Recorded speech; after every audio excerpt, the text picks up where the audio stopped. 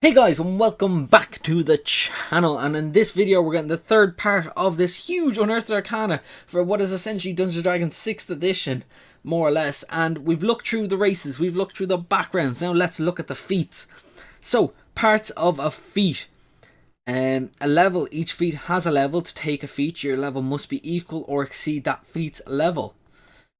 Some feats have prerequisites, which obviously you have to meet before you can take, and repeatable. If a feat is repeatable, you can take it more than once. If it isn't repeatable, you can only take that feat once. Completely understandable. But let's get into the fun stuff, and that is the feats themselves. So, one thing they're really shown so far, and I'm just going to scroll up a little bit, is with the backgrounds, you get a feat at level 1, which my guess is they're not as powerful as the feats you would take typically at like level 4 in 5th edition, i.e. Great Weapon Master or Sentinel or something along those lines. These are probably some of the more quality of life feats that are going to be available, and I imagine they may have toned some of them down. We shall see. So the first feat we're going to look at is Alert, which you can take at first level. It has no prerequisite and it is not repeatable. You get initiative proficiency. When you roll initiative, you can add your proficiency bonus to it. Initiative swap. Immediately after you roll initiative, you can swap your initiative with the initiative of one willing ally in the same combat. You can't make this swap if you or the ally is incapacitated. That's a great little ability. How many times did you roll initiative and you're like, oh, really want this player to go first because they have this ability that will set up everyone else, but they end up rolling really low and you roll really high. This gives you that opportunity to swap yourselves around. I love that. Alert seems really, really good. Definitely toned down a little bit from what it was in 5th edition, but it still seems like a great feat. Crafter, no prerequisites and it's not repeatable. You gain 2 proficiency in 3 different types of artisan's tools. Discount, whenever you buy a non-magical item, you receive a 20% discount. That's savage. If only they'd give us prices now for like everything in the game, that would be great. Faster crafting, when you craft an item using a tool which you have 2 proficiency in, the required crafting time is reduced by 20%. Okay. Like I said before, this seems like more of a quality of life thing. Alert is definitely more powerful than that, but it's a fun little feat. Who's going to complain? It's something you get at level 1 just for fun. Healer, prerequisites, no, none. Repeatable, no. So, Battle Medic. If you have a healer's kit, you can expend one use of it to tend to a creature within 5 feet of you as an action. That creature can expend one of its hit dice, and you then roll that dice. Creature regains a number of hit points equal to the roll plus your proficiency bonus. Healing rolls. Whenever you roll a die to determine the number of hit points you restore with a spell or with this feat's Battle Medic benefit, you can re-roll the die if it rolls a 1 and you must use a new roll. That is amazing, Claire. Oh my god.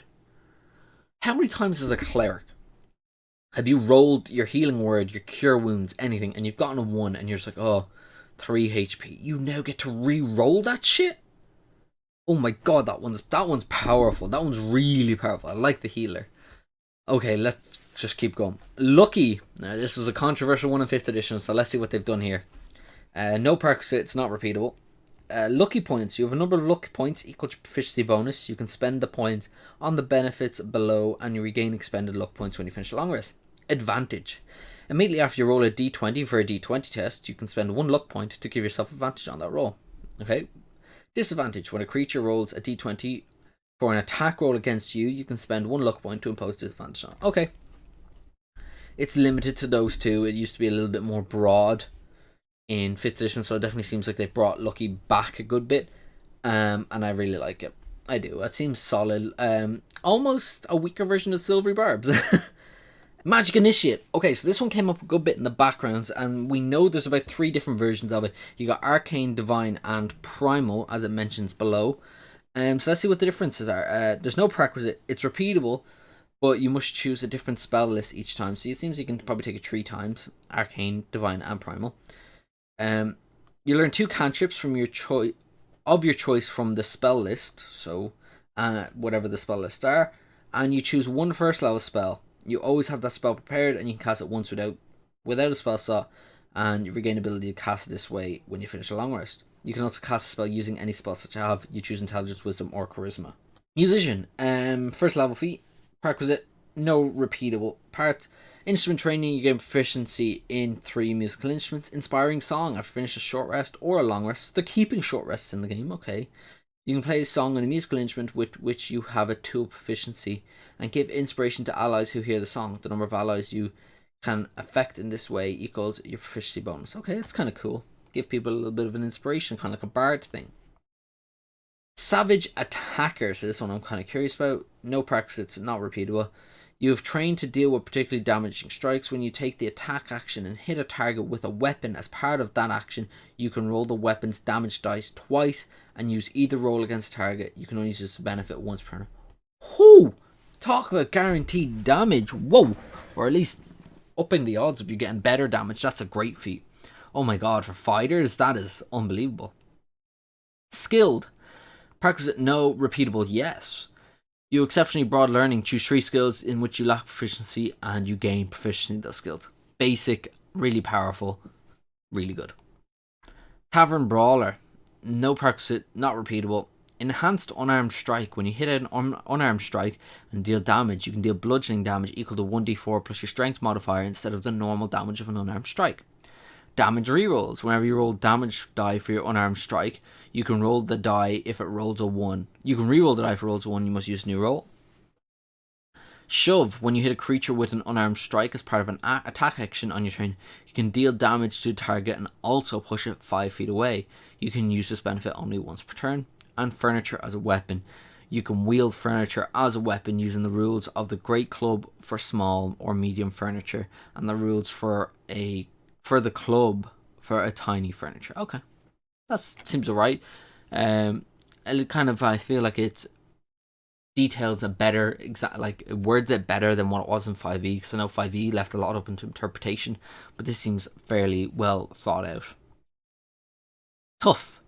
Prerequisite, none. Repeatable, no. Your hit point maximum increases by an amount equal to twice your character level when you gain this feat. When you gain a level thereafter, your hit point maximum increases by an additional 2 hit points.